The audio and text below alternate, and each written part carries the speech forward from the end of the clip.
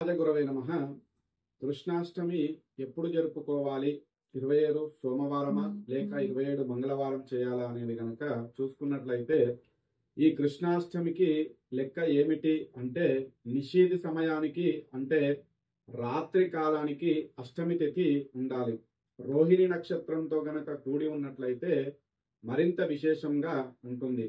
అయితే ఈ రెండు కూడా రోహిణి నక్షత్రము అష్టమి తిథి రాత్రి కాలానికి మనకు సోమవారం రోజున అంటే 26వ తేదీననే ఉన్నాయి.